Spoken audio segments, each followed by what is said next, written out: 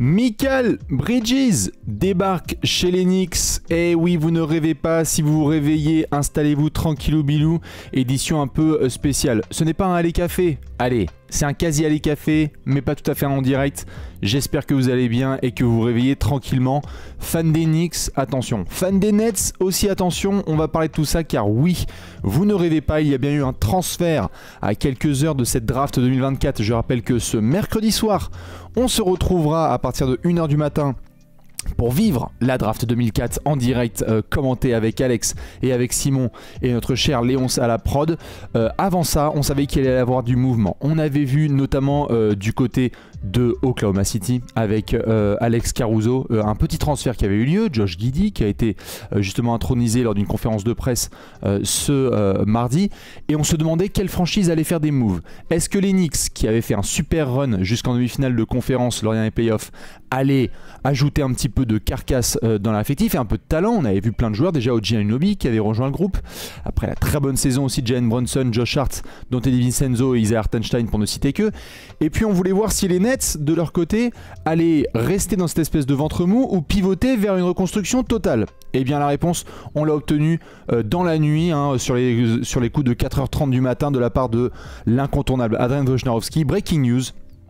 Les Nets et les Knicks, les voisins, qui font donc un transfert. Je vous donne tous les éléments principaux juste ici. Le trade officiel, les Knicks reçoivent Mikal Bridges. Le prix qui a été payé est, on ne va pas se mentir, assez cher. Mais c'est peut-être ce qu'il faut aussi payer pour aller chercher le titre NBA. On en reparlera puisqu'on a déjà vu ça avec Jrue Holiday côté Milwaukee et plusieurs choix de draft. Les Nets reçoivent, en échange de Mikal Bridges, Bojan Bogdanovic, qui sera peut-être pas conservé, on va en reparler. 4 premiers tours de draft non protégés de la part des Knicks. Un second tour de draft non protégé, un premier tour de draft protégé via les Bucks à l'avenir et un pick swap non protégé. C'est un très gros package pour un joueur qui n'a jamais été All-Star mais qui a un level All-Star. Mikal Bridges, on parle d'un des joueurs les plus durables de toute la NBA. Alors attention, il va découvrir Monsieur Tom Thibodeau, on en reparlera ça aussi, mais Mikal Bridges, c'est un des meilleurs défenseurs sur l'homme de toute la NBA. Un jeu offensif qui se développe et on a vu aussi chez les Knicks qu'il manquait un petit peu ce talent offensif. Avec la blessure de Julius Randle, ça ne les a pas aidés, ça c'est sûr. Est-ce que Randle va rester dans l'effectif? Difficile d'y croire avec le transfert qui vient d'y avoir.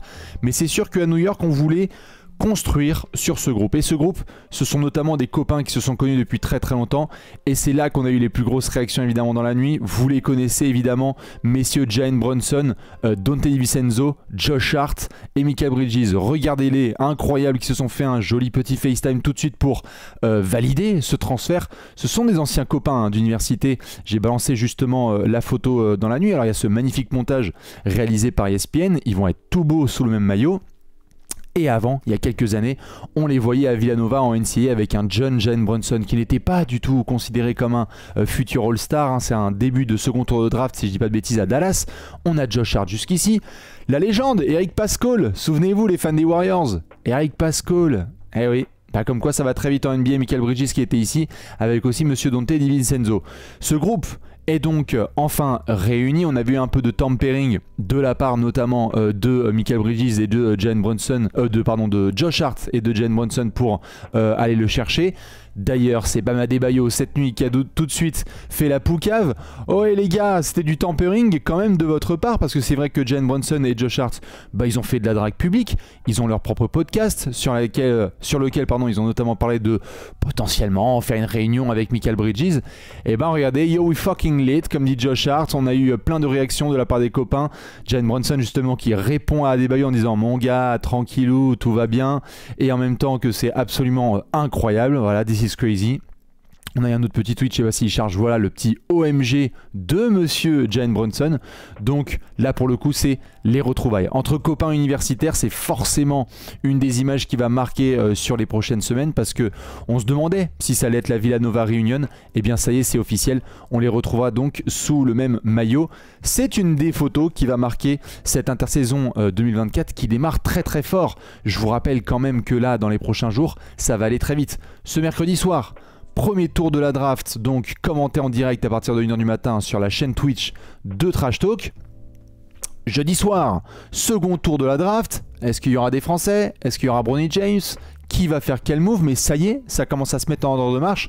Et puis dimanche soir, ce dimanche, je vous donne évidemment pas les clés du contexte, que ce soit en France ou ailleurs. Ce dimanche, je vous redonnerai l'horaire, mais il y aura bien un live spécial Free Agency parce que oui, ce lundi, le marché de l'été est ouvert partout en NBA et donc on va avoir des signatures. Évidemment, des rumeurs de transfert. Que va-t-il se passer avec Paul George, avec Trae Young? Si ça se trouve, là je suis en train de vous en parler et ce soir, avant la draft, il y aura déjà d'autres transferts, mais les premiers dominos tombent et c'est ça qui est intéressant avec l'intersaison à venir, c'est qu'on a vu les Celtics être champions NBA, et bien les Knicks essayent de pusher, essayent d'aller les rejoindre dans l'élite, c'est-à-dire les équipes qui jouent les finales NBA. Alors justement, à ce propos, certains se sont posé des questions logiques concernant les autres joueurs de l'effectif de New York. Eh bien, j'en parlais tout à l'heure, il y a forcément un joueur dominant des Knicks qui va devoir prendre la porte. Eh oui, tu recrutes un mec comme Mikal Bridges, t'as Jalen Brunson, Donte DiVincenzo, Josh Hart, Mikal Bridges, et donc quelqu'un va devoir forcément prendre la porte parce que tu ne peux pas forcément prolonger tout le monde. Est-ce que c'est OG Anunoby? Est-ce que c'est Julius Randle? Est-ce que c'est Isaiah Hartenstein? Ou est-ce que c'est même Josh Hart qui va coûter assez cher? Pour le moment, et je dis bien pour le moment, à chaud, il semble y avoir certaines certitudes. Je vous les montre tout de suite parce que c'est reporté de la part de nos amis américains. Adrian Wojnarowski en parle, les Knicks sont toujours déterminés à conserver OG Anunoby à la Free Agency, selon des sources d'ESPN, mais par contre, c'est la possibilité de retenir Isaiah Hartenstein qui devient vraiment très compliqué. C'est sur les ailes que les Knicks se sont très sérieusement renforcés afin de tenir tête aux champions NBA, les Boston Celtics. C'est confirmé d'ailleurs par un des insiders les plus respectés, évidemment, fans des Knicks qui connaissent bien, Yann Begley, qui fait un excellent travail au quotidien. Eh bien, il le dit, pareil, que l'agent libre Isaiah Hartenstein a prévu d'être une des plus grosses cibles de plusieurs équipes à l'entrée de la Free Agency en début de semaine prochaine. Et il y aura forcément plein de très belles offres pour cet excellent pivot backup qui a bien aidé les Knicks lorsque Mitchell Robinson était blessé. Et donc ça devient de plus en plus probable, ou je dirais improbable que les Knicks le conservent, ou probable que Isaiah Hartenstein se barre.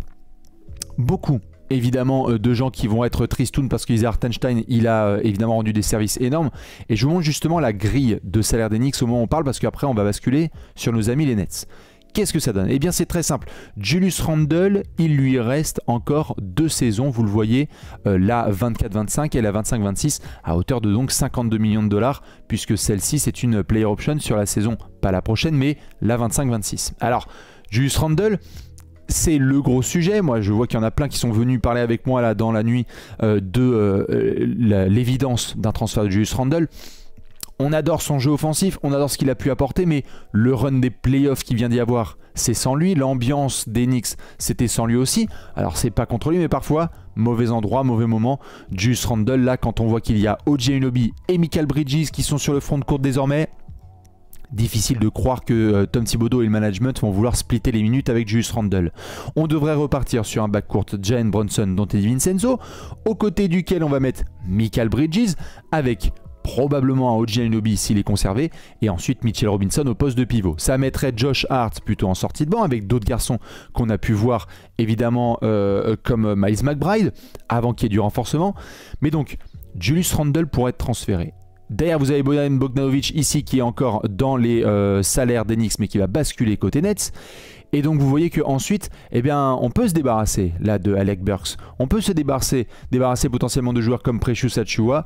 Et les Knicks ont montré cette forte capacité depuis l'arrivée de Leon Rose à bien comprendre comment utiliser la convention collective de la NBA, le CBA, comment gérer leur propre salaire. Attention, on ne va pas surpayer certains garçons. Si on le fait, c'est pour passer un très gros cap. Donc, excellent contrat de Jalen Brunson lorsqu'il est arrivé. Alors, regardez, je vous remets sous les yeux là, Jalen Brunson, c'est quand même, il peut avoir une extension prochainement, mais c'est quand même moins de 25 millions à la saison pour un des meilleurs meneurs de basket de toute la planète et un des meilleurs scoreurs tout court.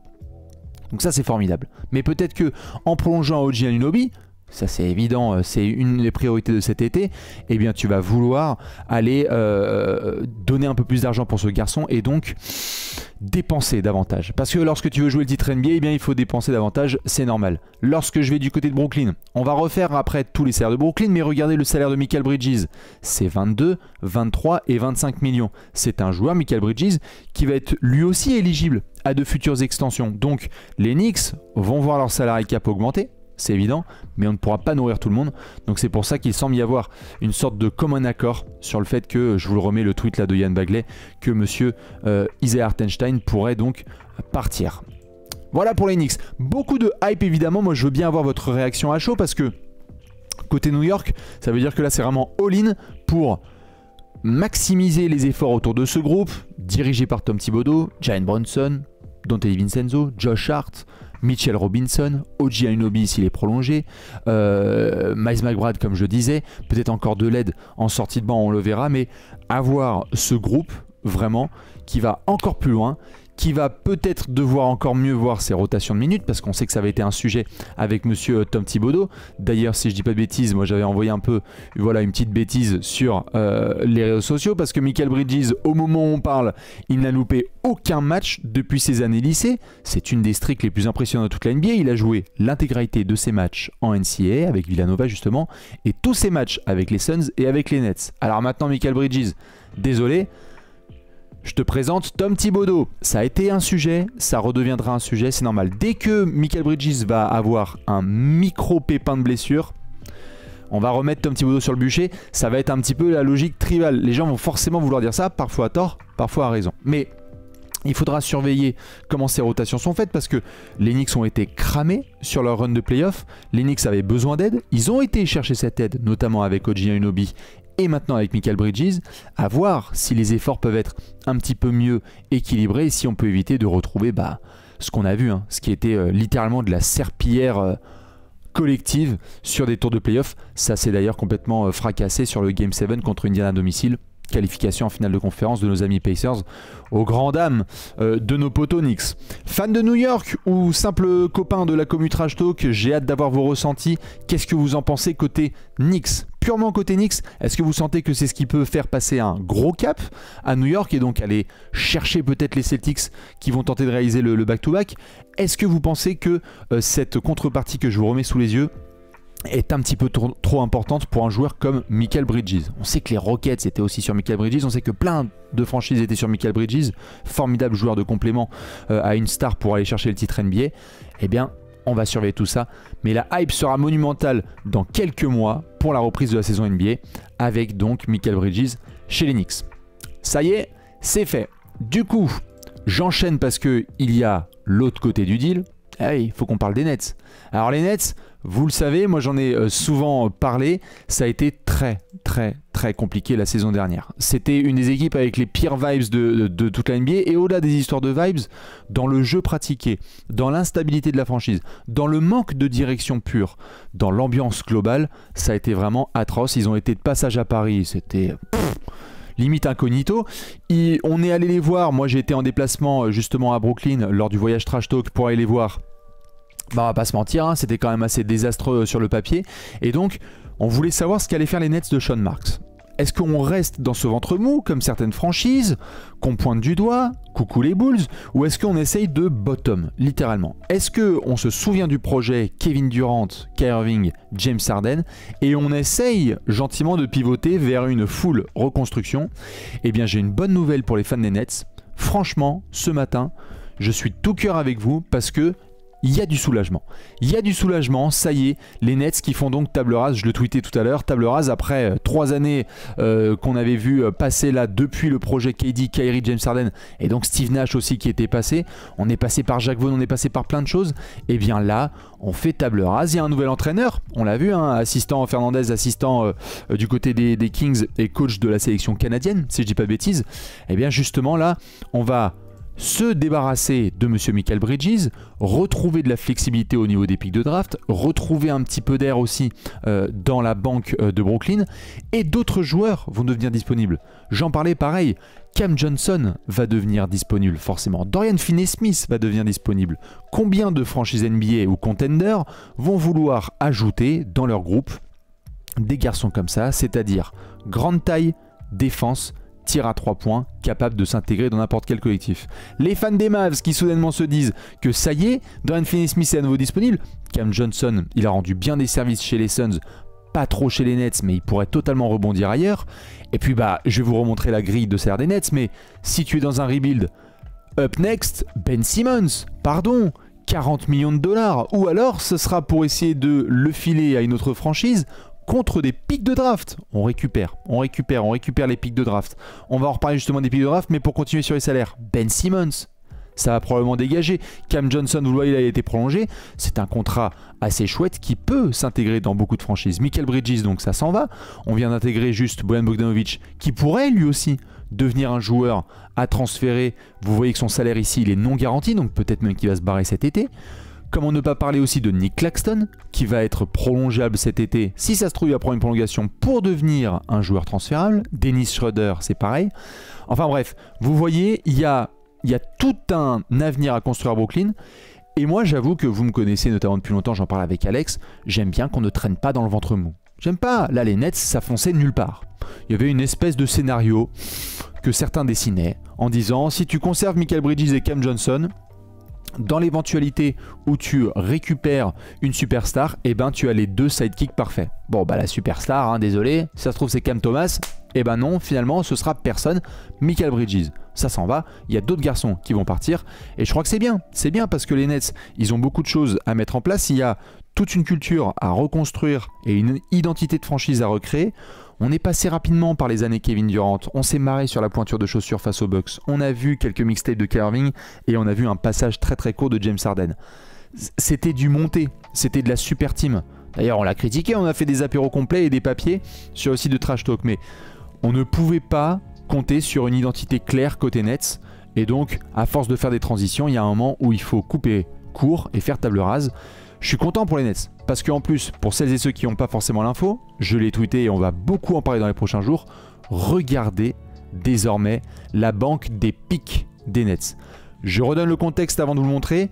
James Harden, lorsqu'il avait été transféré par nos amis de Brooklyn, il y avait eu évidemment quelques essais là avec Ben Simmons, mais on sait que ça avait été compliqué pour les Nets d'obtenir de la flexibilité parce qu'en récupérant James Harden, ils avaient dilapidé des pics de draft un petit peu partout pour essayer de faire cette super team.